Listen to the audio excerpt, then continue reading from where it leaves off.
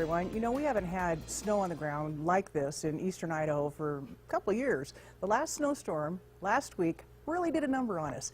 You can lay down salt for traction on your slippery sidewalks, but isn't that kind of hard on your concrete? Local News 8 reporter Febin Casahoon went to the experts to get us an answer.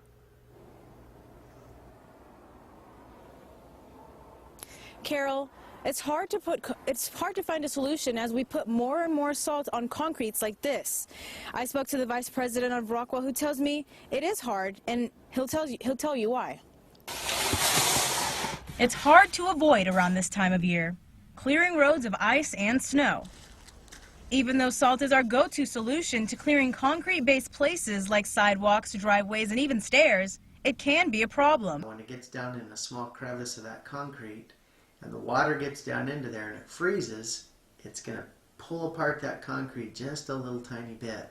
So when it goes through that freeze-thaw cycle many times, it starts to spread it apart more and more and more. Greg Hansen is the vice president of Rockwell Homes. He says this is actually one of the reasons why his company warranty everything but concrete. It starts to peel off the top layers of the concrete. We start to get some spalling that occurs, and that's one of the reasons that we don't guarantee concrete. But he says there's kind of a temporary solution. Trying to seal your concrete so that nothing can touch it. It's like putting a raincoat on for us when we go out in a rainstorm. He says it's simple. So if you have a crack in the middle of summer, you want to go get something that you can put over that crack and seal it so that water can't get inside of it. If you have spalling that occurs, you want to tap out all of the remaining concrete that's loose, and you want to put a product over the top of it. And that's not all.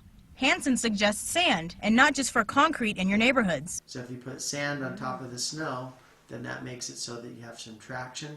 Eventually that's going to melt and you can shovel it away and you just keep putting a layer of sand. It's a little messy in the spring when it finally melts, but if you want to try to preserve your concrete, that's another way.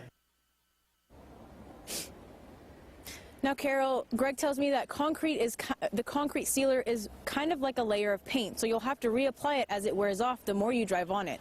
Live in Idaho Falls, I'm Febin Casahoon.